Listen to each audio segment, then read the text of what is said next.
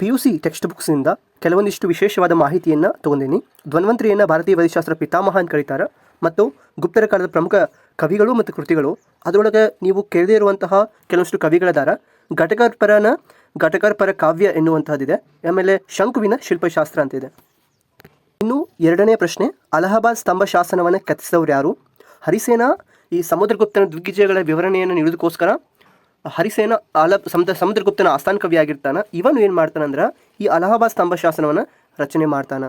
ಮೂರನೇ ನಮಸ್ಕಾರ ಆತ್ಮೀಯ ಸ್ನೇಹಿತರೆ, ಮತ್ತೊಮ್ಮೆ ಎಜುಕೇಟಿವಿಟಿ ಯೂಟ್ಯೂಬ್ ಚಾನಲ್ಗೆ ಸುಸ್ವಾಗತ. ಈ ಹಿಂದಿನ ತರಗತಿಯಲ್ಲಿ ನಾವು 6ನೇ ತರಗತಿಯ ಇತಿಹಾಸ ವಿಭಾಗದ ಅಧ್ಯಾಯ 3ರ ಬಗ್ಗೆ ನೋಡಿದ್ವಿ. ಅದು ಮೌರ್ಯರು ಮತ್ತು ಕುಶಾನರು ಅಂತ.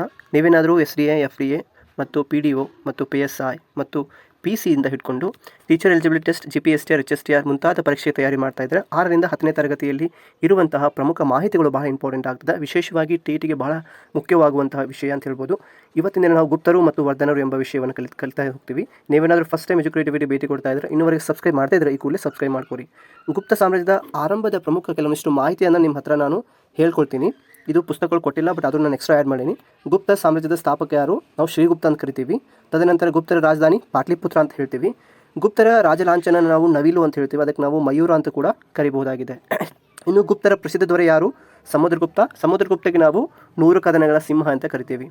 ಇನ್ನು ರಾಜ್ಯದ ಧರ್ಮ ಯಾವುದು? ಹಿಂದೂ ಧರ್ಮ ಅಂತ ಪ್ರಾರಂಭದಲ್ಲಿ ಉತ್ತೇಜನ ಮಾಡಿದರು. ತದನಂತರ ಬಂದಂತಹ ದೊರೆಗಳು ಬೌದ್ಧ ಮತ್ತು ಜೈನ ಧರ್ಮಗಳಿಗೆ ಕೂಡ ಸಹಿಷ್ಣುತೆ ಕೊಟ್ಟಿದ್ದರು. ಹೀಗಾಗಿ ರಾಜ್ಯದ ಆಡಳಿತ ಭಾಷೆ ಯಾವುದಾಗಿತ್ತು? ಸಂಸ್ಕೃತ ಆಗಿತ್ತು. ಇನ್ನು ಗುಪ್ತ ಸಾಮ್ರಾಜ್ಯವನ್ನು ನಾವು ಭಾರತದ ಸುವರ್ಣ ಯುಗ ಅಂತ ಕರಿತೀವಿ. ಇದಕ್ಕೆ ನಾವು ಇನ್ನೊಂದು ಹೆಸರು ಕೂಡ ಕರಿಬಹುದು. ಅಂದರೆ ಇವ್ರದ್ದೆಲ್ಲ ಸಾಧನೆ ನೋಡಿದಾಗ ಗುಪ್ತರ ಸಾಮ್ರಾಜ್ಯವನ್ನು ನಾವು ಭಾರತದ ಒಂದು ಸಾಂಸ್ಕೃತಿಕ ಸುವರ್ಣ ಯುಗ ಅಂತ ಕೂಡ ಕರಿಬಹುದಾಗಿದೆ. ಗಂಗಾ, ಯಮುನಾ, ಸಾಹಿತ್ಯ, ಸರಸ್ವತಿ ನದಿಗಳು ಏನು ಸಂಗಮಗೊಳ್ತದಲ್ಲ, ಆ ಸಂಗಮಗೊಳ್ಳುವ ಪ್ರದೇಶ ಯಾವುದು? ಪ್ರಯಾಗ ಪ್ರದೇಶ. ಆ ಪ್ರಯಾಗ ಪ್ರದೇಶ ಏನಂತೀವಿ ನಾವು? ಅದಕ್ಕೆ ತೀರ್ಥರಾಜ ಅಂತ ಕೂಡ ಕರಿತೀವಿ. ಇದು ಪುಸ್ತಕದೊಳಗಿದೆ. ಹರಿಸೇನ ಸಮುದ್ರಗುಪ್ತನ ಸೇರಾನಿ ಆಗಿರ್ತಾನೆ. ಇವೇನು ಮಾಡ್ತಾನಂತಂದ್ರೆ ಅಲಹಾಬಾದ್ ಸ್ತಂಭ ಶಾಸನವನ್ನು ರಚನೆ ಮಾಡ್ತಾನೆ. ಈ ಅಲಹಾಬಾದ್ ಸ್ತಂಭ ಶಾಸನ ಏನು ಹೇಳ್ತತಿ, ಎದ್ರ ಬಗ್ಗೆ ತಿಳಿಸ್ತದೆ ಅಂತಂದ್ರೆ, ಈ ಸಮುದ್ರಗುಪ್ತ ಏನು ದಿಗ್ವಿಜಯ ಮಾಡ್ತಾನಲ್ಲ, ಅಂದರೆ ಉತ್ತರ ಭಾರತ ದಂಡಯಾತ್ರೆಗಳು ಮತ್ತು ದಕ್ಷಿಣ ಭಾರತ ದಂಡಯಾತ್ರೆಗಳು ಅಂತ ಮಾಡ್ತಾನಲ್ಲ, ಸೊ ಅವನ ಒಂದು ದಿಗ್ವಿಜಯವನ್ನು ವಿವರಣಿಸೋಸ್ಕರ ಈ ಒಂದು ಸ್ತಂಭ ಶಾಸನ ಹೇಳ್ತದೆ. ಇನ್ನು ಮುಂದಿನ ವಿಷಯ, ಹಾಗಾದರೆ ನಿಮಗೊಂದು ಪ್ರಶ್ನೆ ಕೇಳ್ತೀನಿ ನಾನು. ಭಾರತದ ನೆಪೋಲಿಯನ್ ಅಂತ ಯಾರಿಗೆ ಕರಿತೀವಿ? ಅದೇ ರೀತಿಯಾಗಿ ಕವಿರಾಜ ಎಂದು ಯಾರಿಗೆ ಕರಿತೀವಿ? ಇವೆರಡೂ ವಿಷಯಕ್ಕೆ ನೀವು ಉತ್ತರವನ್ನು ನೀವು ಕಮೆಂಟ್ ಬಾಕ್ಸಲ್ಲಿ ಕಮೆಂಟ್ ಮಾಡ್ಬೋದು. ಇನ್ನು ಗುಪ್ತ ಸಾಮ್ರಾಜ್ಯದಲ್ಲಿ ಪ್ರಸಿದ್ಧ ಅರಸ ಯಾರು? ಸಮುದ್ರಗುಪ್ತ ಆಗಿರ್ತಾನೆ. ಅದ್ರ ಜೊತೆಗೆ ಎರಡನೇ ಚಂದ್ರಗುಪ್ತ ಅಂತ ಕೂಡ ಕರಿಬೋದು ನಾವು. ಹಾಗಾದರೆ ನೀವು ಕಮೆಂಟ್ ಬಾಕ್ಸಲ್ಲಿ ಕಮೆಂಟ್ ಮಾಡಿ ಎರಡನೇ ಚಂದ್ರಗುಪ್ತನ ಇನ್ನೊಂದು ಹೆಸರು ಏನಾಗಿತ್ತು ಅಂತ. ಇವನು ದಕ್ಷಿಣ ಭಾರತ ದಂಡಯಾತ್ರೆ ಒಳಗಡೆ ಕಾಂಚಿಯ ರಾಜರನ್ನು ಕೂಡ ಸೋಲಿಸ್ತಾನೆ. ಸಮುದ್ರಗುಪ್ತ ತನ್ನ ದಂಡಯಾತ್ರೆ ಏನು ನೆನಪಿಗೋಸ್ಕರ, ಅಥವಾ ಸಮುದ್ರಗುಪ್ತ ತನ್ನ ರಾಜಧಾನಿಯಿಂದ ಒಂದು ಅಶ್ವಮೇಧ ಯಾಗ ಮಾಡ್ತಾನೆ. ಇನ್ನು ನಾವು ಸಮುದ್ರಗುಪ್ತವನ್ನು ಮಹಾಕವಿ ಅಥವಾ ಸಂಗೀತಗಾರ ಆಗಿರ್ತಾನೆ. ಇದರ ಉಲ್ಲೇಖ ಎಲ್ಲಿ ಕಾಣ್ತೀವಿ ನಾವು? ಒಂದು ಏನು ನಾಣ್ಯಗಳೇನಿದಾವಲ್ಲ, ಇವರ ನಾಣ್ಯಗಳಲ್ಲಿ ಒಬ್ಬ ರಾಜ ಅಥವಾ ಅಂದರೆ ವೀಣೆಯನ್ನು ಹಿಡ್ಕೊಂಡು ನುಡಿಸುತ್ತಿರುವಂಥ ಸರಸ್ವತಿನೂ ಕೂಡ ನಾವು ಕಾಣ್ತೀವಿ ಸಾಮಾನ್ಯವಾಗಿ. ಇದನ್ನು ಕೂಡ ನಾವು ಹೇಳ್ಬೋದು. ಇಲ್ಲಿದೆ ನೋಡ್ರಿ, ಸಮುದ್ರಗುಪ್ತ ವೀಣೆ ನುಡಿಸುವ ಚಿತ್ರಗಳು ನಾಣ್ಯಗಳಲ್ಲಿವೆ ಅಂತ ತಿಳ್ಕೊಬೋದು. ಸಮುದ್ರಗುಪ್ತನ ಮಂತ್ರಿ ಯಾರಾಗಿದ್ದರು? ವಸುಬಂಧು ಆಗಿದ್ದ. ಇನ್ನು ನಾವು ಎರಡನೇ ಚಂದ್ರಗುಪ್ತನಿಗೆ ಶಕಾರಿ ಅಥವಾ ವಿಕ್ರಮಾದಿತ್ಯ ಅಂತ ಕೂಡ ಬಿರುದು ಕಾಣ್ತಾ ಇದ್ವಿ. ಇನ್ನು ಎರಡನೇ ಚಂದ್ರಗುಪ್ತನ ಆಸ್ಥಾನದಲ್ಲಿ ಕಾಳಿದಾಸ ಕವಿ ಇದ್ದ.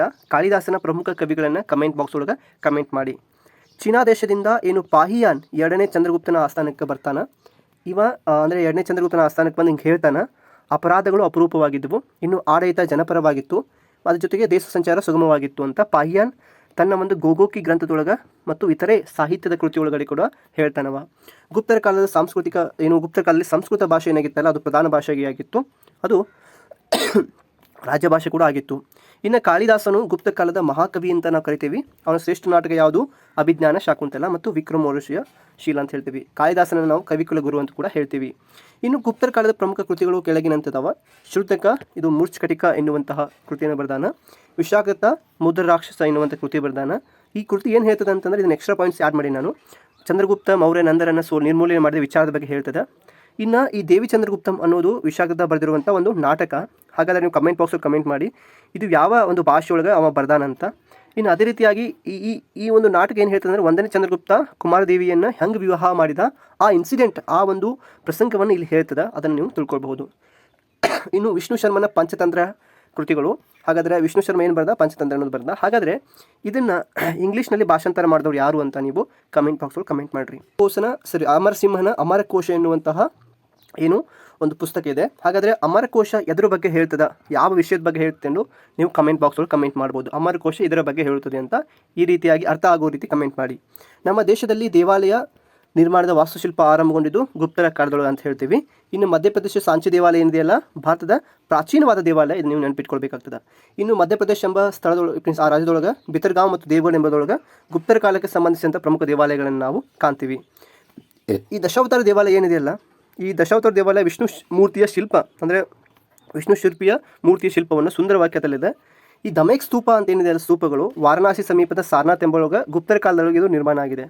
ಇನ್ನು ಗುಪ್ತರು ಏನು ಮಾಡ್ತಿದ್ರು ಅಂತಂದರೆ ಬಂಡೆಯನ್ನು ಕೊರೆದು ಕೆಲವಷ್ಟು ಗುಹಾಲಯಗಳು ನಿರ್ಮಿಸ್ತಾ ಇದ್ರು. ಅದರೊಳಗೆ ಬೌದ್ಧ ವಿಹಾರ ಗುಹಾಲಯಗಳು ಬಹಳ ಪ್ರಮುಖ. ಎಲ್ಲೋರ ಎಂಬಲ್ಲಿ ಕೂಡ ಮತ್ತು ಅಜಂತ ಎಂಬಲ್ಲಿ ಕೂಡ ಗುಪ್ತರು ಏನು ಮಾಡ್ತಿದ್ರು, ಗುಹಾಲಯ ನಿರ್ಮಿಸಿದ್ದಾರೆ. ಅಜಂತ ಗುಹಾಲಯ ಎಲ್ಲಿದೆ, ಮಹಾರಾಷ್ಟ್ರದ ಇದೆ, ಬಟ್ ಮಹಾರಾಷ್ಟ್ರ ಜಿಲ್ಲೆಯೊಳಗೆ ಇನ್ನೊಂದು ಕೂಡ ಇದೆ. ಅಜಂತ ಮತ್ತು ಎಲ್ಲೋರ ಗುಹೆ ರಾಷ್ಟ್ರಕೂಟಿಗೆ ಸಂಬಂಧಿಸಿದವು ಕೂಡ ಆಗ್ಯಾವ. ಇನ್ನು ಪುತ್ರದ ಆರ್ಯಭಟ್ಟನು ಗುಪ್ತರ ಯುಗದ ಮಹಾನ್ ಗಣಿತ ಶಾಸ್ತ್ರಜ್ಞ ಕೂಡ ಆಗಿದ್ದ. ಆರ್ಯಭಟ ಏನು ಮಾಡ್ತಾನೆ ಅಂದರೆ ಆರ್ಯಭಟೀಯಂ ಎನ್ನುವಂತಹ ಕೃತಿಯನ್ನು ರಚನೆ ಮಾಡ್ತಾನಂತ.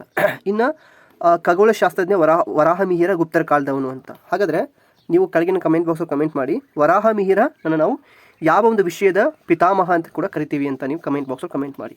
ಇನ್ನು ಮೌರೋಳಿ ಕಬ್ಬಿನ ಸ್ತಂಭ ದೆಹಲಿಯೊಳಗಿದೆ, ಅದನ್ನು ನಾವು ದೆಹಲಿಯ ಮೆರವಣಿಗಿದೆ. ಗುಪ್ತರ ಕಾಲದೊಳಗೆ ಅದು 8 ಅಡಿ ಎತ್ತರದ ತಾಮ್ರ ವಿಗ್ರಹ, ಗುಪ್ತರ ಕಾಲದ 8 ಅಡಿ ಎತ್ತರದ ತಾಮ್ರ ವಿಗ್ರಹ ನಳಂದೊಳಗಿದೆ, ಇದನ್ನು ನೀವು ಕಾಣ್ತೀವಿ. ಹಾಗಾದರೆ ಈ ಗುಪ್ತರ ಕಾಲದ ವಾಗ್ಭಟ ಏನು ಮಾಡ್ತಾನೆ ಅಂತಂದ್ರೆ ಚರಕ ಸಂಹಿತೆಯ ಸಾರವನ್ನು ಅಂದರೆ ಒಂದು ಸಮರಿ ರೆಡಿ ಮಾಡ್ತಾನೆ. ಆ ಸಮರಿ ರೆಡಿ ಮಾಡಿ ಒಂದು ಕೃತಿ ಬರ್ತಿದ್ದೆ, ಅದು ಅಷ್ಟಾಂಗ ಸಂಗ್ರಹ. ಅದೇ ರೀತಿಯಾಗಿ ಗುಪ್ತರ ಕಾಲದೊಳಗಡೆ ನಾವು ಪಾದರಸವನ್ನು ಔಷಧಿಯಾಗಿ ಮೊದಲ ಬಾರಿಗೆ ಬಳಕೆ ತಂದ ಕೀರ್ತಿ ಭಾರತೀಯರಿಗೆ ಸಲ್ತದ. ಇನ್ನು ಕಾಳಿದಾಸನ ಕಾವ್ಯಗಳ ಬಗ್ಗೆ ಕೂಡ ತಿಳ್ಕೊಳ್ತಾ ಹೋಗೋಣ. ಕಾಳಿದಾಸ ರಘುವಂಶ ಎನ್ನುವಂಥ ಕಾವ್ಯಗಳನ್ನು ಬರೀತಾನೆ, ಮಹಾಕಾವ್ಯ ಅಂತಂದ್ರೆ ರಘುವಂಶ ವಂಶದ ರಾಜರ ಕಥಾವಸ್ತುಗಳನ್ನು ಒಳಗೊಂಡಿದೆ. ಅಂದರೆ ಏನು ನಾವು ರಾಮ ಅವು ಕೂಡ ರಘುವಂಶದೊಳಗೆ ಕುರಿತು ಬರ್ತಾನೆ. ದಶರಥ ಆಗಿರ್ಬೋದು, ರಾಮ ಲಕ್ಷ್ಮಣ ಆಗಿರ್ಬೋದು, ಇತರ ವಂಶಜರ ಶೌರ್ಯ ಧರ್ಮನಿಷ್ಠೆ, ರಾಜರ ತ್ಯಾಗವನ್ನು, ರಾಮನ ಅವತಾರವನ್ನು, ಆಯುಧದ ಪರಿತ್ಯಾಗವನ್ನು, ಸೀತಾ ಅಗ್ನಿ ಪರೀಕ್ಷೆಯ ಬಗ್ಗೆ ಕೂಡ ಈ ಒಂದು ರಘುವಂಶ ಮಹಾಕಾವ್ಯ ಹೇಳ್ತಲಾಗ್ತದೆ. ಕುಮಾರ ಸಂಭವನ ಸಾರಾಂಶ ಈ ರೀತಿಯಾಗಿದೆ. ಈ ಕಾರ್ತಿಕೇಯ ಜನನ ಕಥೆಯನ್ನು ಕಾಳಿದಾಸ ಚಿತ್ರಿಸ್ತಾನ. ಈ ಸತ್ಯನ ಜಯ ಮತ್ತು ಪಾರ್ವತಿಯ ತಪಸ್ಸು, ಶಿವನೊಂದಿಗೆ ವಿವಾಹ, ಕಾರ್ತಿಕೇಯನ ಜನನ, ತಾರಾಸುರರ ವಧನೆಯ ಬಗ್ಗೆ ನಾವು ಎರಡನೇ ಮಹಾಕಾವ್ಯ ಯಾವುದು, ಕುಮಾರ ಸಂಭವದೊಳಗೆ ಕಾಣ್ತೀವಿ. ಋತು ಸಂಹಾರದೊಳಗೆ ಈ ಪ್ರೇಮಭರಿತ ಪ್ರಾಕೃತ ಕಾವ್ಯ ಅಂತ ಹೇಳ್ತೀವಿ. ಇಲ್ಲಿ ನಾವು 6 ಋತುಗಳನ್ನ ಕಾಣ್ತೀವಿ: ವಸಂತ, ಗ್ರೀಷ್ಮ, ವರ್ಷ, ಶರತ್, ಹೇಮಂತ ಮತ್ತು ಶಿಶಿರ. ನಾವು ಸಾಮಾನ್ಯವಾಗಿ ನಮ್ಮ ಟೆಕ್ಸ್ಟ್ ಬುಕ್ಸ್ ಒಳಗೆ ಅಂದರೆ ಶಾಲಾ ಟೆಕ್ಸ್ಟ್ ಬುಕ್ ಒಳಗೆ 4 ಋತುಗಳನ್ನು ಕಾಣ್ತೀವಿ. ಬಟ್ ಭಾರತೀಯ ಒಂದು ಪ್ರಾಕೃತಿಕ ವಿಭಾಗಕ್ಕೆ ಸಂಬಂಧಪಟ್ಟಂಗೆ 6 ಸಾಮಾನ್ಯವಾದ ಋತುಗಳು ಅದಾವ, ಸೀಸನ್ಸ್ ಅದಾವ. ನಾವು ಬ್ರಿಟಿಷ್ ಎಜುಕೇಷನ್ ಸಿಸ್ಟಮ್ನ ಅಡಾಪ್ಟ್ ಮಾಡ್ಕೋದ್ರಿಂದ ಸಾಮಾನ್ಯವಾಗಿ ನಾವು 4 ಋತುಗಳನ್ನು ಕಾಣ್ತೀವಿ. ಅದನ್ನು ನಾವು ತಪ್ಪಾಗಿ ಕೂಡ ಅರ್ಥೈಸ್ಕೊಂಡೇವಿ. ಇನ್ನು ಮೇಘದೂತ ಎನ್ನುವಂಥ ಸಾರಾಂಶ ಇದರ ಕೃತಿನು, ಇದು ಗುಪ್ತರ ಕಾಲದ ಜೀವನದ ಬಗ್ಗೆ ಕೂಡ ಹೇಳ್ತದೆ. ಈ ಕಾವ್ಯದೊಳಗೆ ಯಕ್ಷನು ತನ್ನ ಶಿಕ್ಷೆಯಾಗಿ ದೂರ ಸರಿಸಿದ ಪತ್ನಿಗೆ ಸಂದೇಶ ಕಳಿಸುವ ಮೇಘನನ್ನು ದೂತನನ್ನಾಗಿ ಬಳಸ್ತಾನೆ. ಉತ್ತರ ಭಾರತದಿಂದ ಅಲಕಾನಂದವರೆಗೆ ಯಾತ್ರಾ ವರ್ಣನೆಯನ್ನು ಮತ್ತು ಯಕ್ಷನ ಪ್ರೇಮ ವ್ಯತೆ ಹಾಗೂ ನೈಸರ್ಗಿಕ ಸೌಂದರ್ಯವನ್ನು ಈ ಒಂದು ಮೇಘದೂತ ಮಹಾಕಾವ್ಯದೊಳಗೆ ಹೇಳಲಾಗ್ತದೆ. ಇನ್ನು ಕಾಳಿದಾಸನ ಅತ್ಯಂತ ಪ್ರಸಿದ್ಧ ನಾಟಕ ಅದು ಅಭಿಜ್ಞಾನ ಶಾಕುಂತಲ. ಇದನ್ನು ಸ್ವಲ್ಪ ನಾನು ಎಕ್ಸ್ಟ್ರಾ ಪಾಯಿಂಟ್ಸ್ ಆ್ಯಡ್ ಮಾಡೀನಿ, ನೀವು ನೋಡ್ಬೋದು. ಈ ದುಷ್ಯಂತ ಮತ್ತು ಶಾಕುಂತಲ ನಡುವೆ ಏನು ವಿವಾಹ ಆಯ್ತಲ್ಲ, ಸೊ ಅದ್ರ ಬಗ್ಗೆ ಇದರೊಳಗೆ ಸಂಪೂರ್ಣವಾಗಿ ಹೇಳಲಾಗ್ತದೆ ಈ ನಾಟಕದೊಳಗೆ. ಸೊ ನಂತರ ಮಾಳಕ ವಿಕಾಗ್ನಿಮಿತ್ರ, ಇದು ಕಾಳಿದಾಸನ ಪ್ರಥಮ ನಾಟಕ. ಇದಾದಮೇಲೆ ಅಭಿಜ್ಞಾನ ಶಾಕುಂತಲವನ್ನು ರಚನೆ ಮಾಡ್ತಾನೆ. ಈ ನಾಟಕದೊಳಗೆ ಅಗ್ನಿಮಿತ್ರ ಎಂಬ ರಾಜ ಇರ್ತಾನೆ. ಇವ ಮಾಳ್ವಿಕ ಎನ್ನುವಂಥ ನೃತ್ಯ ಕಲಾವಿದೆಯನ್ನು ಪ್ರೀತಿಸ್ತಾನ. ಮಾಳ್ವಿಕೆ ಮೂಲತಃ ರಾಜಕುಮಾರಿ ಆಗಿರ್ತಾಳೆ. ನಂತರ ತಿಳಿದು ಬರ್ತದೆ ವಿವಿಧ ರಾಜಕೀಯ ಮತ್ತು ಕೆಲವಷ್ಟು ಭಾವನೆಯ ಘಟನೆಗಳ ನಡುವೆ ಇಬ್ಬರ ಪ್ರೇಮ ವಿವಾಹದ ಬಗ್ಗೆ, ಪ್ರೇಮ ವಿವಾಹ ಹೆಂಗೆ ಮ್ಯಾರೇಜ್ ಆಗ್ತದೆ ಅಂದರೆ ಹೆಂಗೆ ಮದುವೆ ಆಗ್ತಾರೆ ಅವರು ಅನ್ನೋದ್ರ ಬಗ್ಗೆ ಮಾಳವಿಕಾಗ್ನಿಮಿತ್ರ ಎನ್ನುವಂತಹ ನಾಟಕ ಹೇಳ್ತದೆ. ಇನ್ನೂ ಒಂದು ಪಾಯಿಂಟ್ ಏನಂತಂದ್ರೆ, ಈ ಒಂದು ನಾಟಕ ವಿದಿಶಾ ಮತ್ತು ವಿದರ್ಭಗಳ ನಡುವಿನ ಯುದ್ಧದ ನಡುವಿನ ಬಗ್ಗೆ ಕೂಡ ಕೆಲವಷ್ಟು ವಿಷಯವನ್ನು ಹೇಳಲಾಗ್ತದೆ. ಇದನ್ನು ನೀವು ನೆನಪಿಟ್ಕೊಳ್ಬೇಕು. ಇನ್ನು ವಿಕ್ರಮೋರ್ವಶಿಯ ಎನ್ನುವುದು ಇದು ಒಂದು ನಾಟಕ. ಇದು ವಿಕ್ರಮಾದಿತ್ಯ ಮತ್ತು ಊರ್ವಶಿಯ ದೇವಲೀಲೆಯ ಪ್ರೇಮ ಕಥೆಯಾಗಿದೆ. ಊರ್ವಶಿ ಮೇಲೆ ಮಂತ್ರ ಮೂಡಿದ ವಿಕ್ರಮನು, ಇಟ್ ಮೀನ್ಸ್ ಮಂತ್ರ ಅಂದರೆ ಅವನಿಗೆ ಮೋಹಿತನಾದ ವಿಕ್ರಮ ಅವಳ ಪ್ರೇಮವನ್ನು ಗಳಿಸಲು ಯತ್ನಿಸ್ತಾನೆ, ಅಂದರೆ ಟ್ರೈ ಮಾಡ್ತಾನೆ ಆಕೆಯನ್ನು. ಆಕಾಶ ಮಾರ್ಗದಲ್ಲಿ ನಡೆದು ಊರ್ವಶಿ ಭೂಲೋಕಕ್ಕೆ ಬಂದು ಮನುಷ್ಯರಾಗಿ ವಾಸಿಸ್ತಾಳೆ, ಅಂದರೆ ಊರ್ವಶಿ. ನಂತರ ಅದರ ಶಾಪದ ಫಲವಾಗಿ ಅವಳು ಭೂಮಿಗೆ ಬಂದು ಕೊನೆಗೆ ಶಾಪ ವಿಮೋಚನೆಯನ್ನು ಪುನಃ ವಿಕ್ರಮನೊಂದಿಗೆ ಮಿಲನಗೊಳ್ತಾಳೆ. ಈ ಒಂದು ವಿಷಯವನ್ನು ನಾವು ವಿಕ್ರಮೋರ್ವಶಿ ಎಂಬ ನಾಟಕದೊಳಗಡೆ ಕಾಣ್ತೀವಿ. ಇನ್ನು ಭಿತ್ತಿ ಎಂದರೆ ಗೋಡೆ ಎಂದರ್ಥ, ಅದನ್ನು ನೀವು ನೆನಪಿಟ್ಕೊಳ್ಬೇಕಾಗ್ತದೆ. ಇನ್ನು ಗೋಡೆಯ ಮೇಲೆ ಬರೆದ ಚಿತ್ರಗಳೇ ಏನು, ಭಿತ್ತಿ ಚಿತ್ರಗಳು ಅಂತ ಹೇಳ್ತೀವಿ. ಇದನ್ನು ನೀವು ಎಲ್ಲಿ ಕಾಣ್ತೀವಿ, ಅಜಂತಾದ ಬೌದ್ಧ ಗುಹಾಲಯಗಳು ಕಾಣ್ತೀವಿ. Extra points from the PUC ಬುಕ್ನ ತೆಗೆದುಕೊಂಡಿದ್ದೀನಿ. ಧನ್ವಂತರಿಯನ್ನು ಭಾರತೀಯ ವೈದ್ಯಶಾಸ್ತ್ರ ಪಿತಾಮಹ ಅಂತ ಕರಿತೀವಿ. ವಿಶೇಷವಾಗಿ ಆಯುರ್ವೇದೊಳಗೆ ಇವ ಹೆಚ್ಚು ಕೆಲಸ ಮಾಡ್ಯಾರ.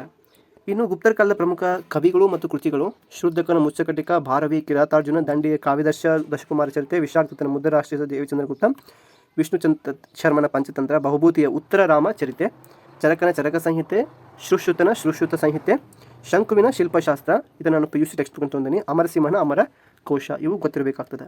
ಇನ್ನು 11ನೇ ಪ್ರಮುಖ ಕಾವ್ಯ ಯಾವುದು, ದಟ್ ಮೀನ್ಸ್ ಪುಸ್ತಕ ಘಟಕಪರನ ಘಟಪರ್ಕರ ಕಾವ್ಯ, ಇದು ಕೂಡ ಇಂಪಾರ್ಟೆಂಟ್ ಆಗಿದೆ. ಕೆಲವೊಂದಿಷ್ಟು ಬಹು ಆಯ್ಕೆಯ MCQ ಪ್ರಶ್ನೆಗಳನ್ನ ತೊಗೊಂಬಂದೇನಿ. ಗುಪ್ತರ ಕಾಲದ ಪ್ರಸಿದ್ಧ ರಾಜ ಯಾರು, ನಾವು ಸಮುದ್ರಗುಪ್ತ ಅಂತ ಕರಿತೇವೆ. ಇನ್ನು ಅಲಹಾಬಾದ್ ಸ್ತಂಭಶಾಸನ ಕೆತ್ತಿಸಿದವರು ಯಾರು, ಕಮೆಂಟ್ ಬಾಕ್ಸ್ ಕಮೆಂಟ್ ಮಾಡಿರಿ. ಹರಿಸೇನ. ಅಭಿಜ್ಞಾನ ಶಾಕುಂತಲ ನಾಟಕ ಬರೆದವರು ಕಾಳಿದಾಸ. ಈಸಿ ಪ್ರಶ್ನೆಗಳನ್ನ ತೊಗೊಂಬಂದೇನಿ. ಸಮುದ್ರಗುಪ್ತ ನಾಣ್ಯಗಳು ಯಾವ ಕಲೆಯ ಪ್ರಕಾರವಿದೆ, ವೀಣಾವಾದದ ಪ್ರಕಾರವಿದೆ. ಇನ್ನು ಅದೇ ರೀತಿಯಾಗಿ ಪಾಹಿಯನ್ ಯಾರ ಶೈಲಿ ಆಳ್ವಿಕೆ ಸಮಯ ಭೇಟಿ ನೀಡಿದ, 2ನೇ ಚಂದ್ರಗುಪ್ತನ ಆಳ್ವಿಕೆ ಸಮಯದೊಳಗೆ ಭೇಟಿ ನೀಡ್ತಾನೆ. ಮುಚ್ಕಟಿಕ ಎಂಬ ನಾಟಕವನ್ನು ರಚಿಸಿದವರು ಯಾರು, ಶೂದ್ರಕ ಮುಚ್ಕಟಿಕ ನಾಟಕವನ್ನು ರಚನೆ ಮಾಡ್ತಾನೆ. ಇದು ಪ್ರಾಚೀನ ಭಾರತ ಸಾಮಾಜಿಕ ಜೀವನವನ್ನು ಸೃಷ್ಟಿಸುವ ಶ್ರೇಷ್ಠ ನಾಟಕ, ಇದು ಒಂದು ಕೂಡ ನಾಟಕ ಆಗಿದೆ. ನಳಂದ ವಿಶ್ವವಿದ್ಯಾಲಯ ಪ್ರಸಿದ್ಧವಾಗಿದ್ದ ಕಾರಣ ಏನು, ಬೌದ್ಧ ಧರ್ಮ ಮತ್ತು ಅಧ್ಯಯನ ಮಾಡ್ತಾರೆ. ಮತ್ತು ಕೆಲವೊಂದು ಹಿಂದೂ ಧರ್ಮದ ಬಗ್ಗೆ ಕೂಡ ಅಧ್ಯಯನ ಮಾಡಿರುವಂಥ ಪುಸ್ತಕಗಳು ಅದಾವ ಮತ್ತು ವಿಶೇಷವಾಗಿ ವಿಶ್ವವಿದ್ಯಾಲಯ ಆಗಿರೋದನ್ನು ನೀವು ಕಾಣ್ತೀರಿ. ಇನ್ನು ಅದೇ ರೀತಿಯಾಗಿ ಕಾಳಿದಾಸ ಋತು ಸಂಹಾರಕಾವ್ಯ ಯಾವ ವಿಷಯವನ್ನು ವರ್ಣನೆ ಮಾಡಲಾಗಿದೆ, ಋತುಗಳ ವೈಶಿಷ್ಟ್ಯಗಳು ಮತ್ತು ಪ್ರೇಮ ವರ್ಣನೆ ಬಗ್ಗೆ ವರ್ಣನೆ ಮಾಡಲಾಗಿದೆ. ಆಸ್ಥಾನ ಕವಿ ಯಾರಾಗಿದ್ದರು, ಬಾಣಭಟ್ಟ ಆಗಿರ್ತಾನೆ. ಬಾಣಭಟ್ಟ ಹರ್ಷಚರಿತೆ ಎಂಬ ಕಾವ್ಯದೊಳಗೆ ಹರ್ಷನ ಜೀವನ ಚರಿತ್ರೆಯನ್ನು ವಿವರಣೆ ಮಾಡ್ಯಾನ. ಅರ್ಧಶಿಲ್ಪ ಮತ್ತು ಅರ್ಧ ಚಿತ್ರಕಲೆಯ ಅಜಂತಾ ಗುಹೆಗಳ ಶ್ರೇಷ್ಠತೆ ಯಾವ ಕಾಲಕ್ಕೆ ಸಂಬಂಧಪಟ್ಟಾರೆ, ಅದು ಗುಪ್ತರ ಕಾಲಕ್ಕೆ ಸಂಬಂಧಪಟ್ಟದೆ. ಇನ್ನು ಮುಂದಿನ ಒಂದು ನಾವು ಸಾಮಾನ್ಯವಾಗಿ ವರ್ಧನರು ಎನ್ನುವಂಥ ವಿಷಯದ ಬಗ್ಗೆ ತಿಳ್ಕೊಂಡ. ವರ್ಧನರನ್ನು ನಾವು ಪುಷ್ಯಭೂತಿ ವಂಶಗಳು, ಪ್ರಮುಖವಾಗಿ ಪುಷ್ಯಭೂತಿ ಸಾಮಾನ್ಯವಾಗಿ ವರ್ಧನ ವಂಶದ ಆರಂಭಿಕ ದೊರೆ ಅಂತ ಹೇಳ್ತೀವಿ. ಪ್ರಭಾಕರ ವರ್ಧನ ಮತ್ತು ರಾಜವರ್ಧನ, ಹರ್ಷವರ್ಧನ, ಸಾಮಾನ್ಯವಾಗಿ ಇವರನ್ನು ಕೂಡ ನಾವು ಸಾಮಾನ್ಯವಾಗಿ ಕಾಣ್ತೀವಿ. ಬಾಣಭಟ್ಟನಿಗೆ ಹರ್ಷವರ್ಧನ ಆಶ್ರಯ ನೀಡ್ತಾನೆ. ಬಾಣಭಟ್ಟನ ಕೃತಿ ಹರ್ಷಚರಿತೆಯಿಂದ ಹರ್ಷವರ್ಧನ ಬಗ್ಗೆ ತಿಳಿಸ್ತದೆ, ಗೊತ್ತಿರಬೇಕು. ಬಾಣಭಟ್ಟ ಇನ್ನೊಂದು ಕೃತಿ ಕಾದಂಬರಿ ಯಾವುದು, ಬಾಣಭಟ್ಟ ಇನ್ನೊಂದು ಕೃತಿ ಕಾದಂಬರಿನೇ ಬಾಣಭಟ್ಟ ಇನ್ನೊಂದು ಕೃತಿ. ಇನ್ನು ಹರ್ಷವರ್ಧನ ಕೆಲವೊಂದಿಷ್ಟು ನಾಟಕಗಳನ್ನು ರಚನೆ ಮಾಡ್ತಾನೆ. ಪ್ರಿಯದರ್ಶಕ, ರತ್ನಾವಳಿ, ನಾಗಾನಂದ, ಇದು ಗೊತ್ತಿರಬೇಕು. ಇನ್ನು ಹರ್ಷವರ್ಧನ್ ತನ್ನ ರಾಜಧಾನಿ ಕನೌಜ್ ಪ್ರಯಾಗದಲ್ಲಿ 5 ಧರ್ಮ ಸಮ್ಮೇಳನಗಳನ್ನು ಪ್ರತಿ 5 ವರ್ಷಗೊಮ್ಮೆ ನಡೆಸ್ತಾ ಇದ್ದ, ಇದು ಗೊತ್ತಿರಬೇಕಾಗ್ತದೆ. ಚೀನಿ ಯಾತ್ರಿಕ ಹುಯೆನ್ಸಾಂಗ್ ಹರ್ಷವರ್ಧನ ಆಸ್ಥಾನಕ್ಕೆ ಭೇಟಿ ಕೊಡ್ತಾನೆ, ಗೊತ್ತಿರಬೇಕು ನಿಮಗೆ. ನಾವು ಸಿಯುಕಿ ಅನ್ನೋ ಗ್ರಂಥವನ್ನು ಬರೆದವರು ಯಾರು, ಹುಯೆನ್ಸಾಂಗ್. ಕನ್ನಡದಲ್ಲಿ ಇದಕ್ಕೆ ಪಶ್ಚಿಮ ಭೂಮಿಯ ಕಥನ ಅಂತ ಕರಿತೀವಿ. ಬಿಹಾರ ರಾಜ್ಯದಲ್ಲಿರುವ ನಳಂದ ವಿಹಾರ ಜಗತ್ ಪ್ರಸಿದ್ಧವಾಗಿ ಪಡೆದುಕೊಂಡಿದೆ, ಇದನ್ನು ಗೊತ್ತಿರಬೇಕು. ಮುಂದಿನ ಒಂದು ತರಗತಿಯೊಳಗಡೆ ವಿಡಿಯೋದೊಳಗೆ ನಾವು ಅಧ್ಯಾಯ 5 ದಕ್ಷಿಣ ಭಾರತದ ಪ್ರಾಚೀನ ರಾಜವಂಶರ ಬಗ್ಗೆ ನಾವು ತಿಳ್ಕೊಳ್ತಾ ಹೋಗೋಣ. ನೀವೇನಾದರೂ ನನ್ನ ವಿಡಿಯೋವನ್ನು ನೀವು ನೋಡ್ತಾ ಇದ್ದರೆ ಈ ಕೂಡಲೇ ನೋಡ್ಕೊಳ್ಳಿ. ಎಲ್ಲ ವಿಡಿಯೋಗಳನ್ನು ನಾನು ಡಿಸ್ಕ್ರಿಪ್ಷನ್ ಬಾಕ್ಸಲ್ಲಿ ಕೊಟ್ಟಿರ್ತೀನಿ, ಅಧ್ಯಾಯ 1, 2 ಮತ್ತು 3. ಅದೇ ರೀತಿಯಾಗಿ ನೀವೇನಾದರೂ ಫಸ್ಟ್ ಟೈಮ್ ಎಜುಕೇಟಿವಿಟಿ ಭೇಟಿ ಕೊಡ್ತಾ ಇದ್ದೀರಾ, ನಿಮ್ಮ ಫ್ರೆಂಡ್ಸ್ಗೆ ಏನಾದ್ರ ಬಗ್ಗೆ ಗೊತ್ತೇ ಇದ್ದರೆ, ನಮ್ಮ ಚಾನಲ್ ಬಗ್ಗೆ ಗೊತ್ತೇ ಇದ್ದರೆ ದಯವಿಟ್ಟು ಅವ್ರಿಗೆ ಕೂಡ ಶೇರ್ ಮಾಡಿ. ಮತ್ತು ಮುಂಬರುವ ಎಲ್ಲ ವಿಡಿಯೋಗಳಿಗೆ ನೀವು ನೋಟಿಫೈ ಆಗಲಿಕ್ಕೆ ನೋಟಿಫಿಕೇಷನನ್ನು ಆನ್ ಮಾಡ್ಕೊಂಡು ಇಟ್ಕೊಳ್ಳಿ ಅಂತ ಹೇಳ್ತಾ ಇವತ್ತಿನ ವಿಡಿಯೋನ ಇಲ್ಲಿಗೆ ಮುಗಿಸ್ತಾ ಇದ್ದೀನಿ. ನಮಸ್ಕಾರ.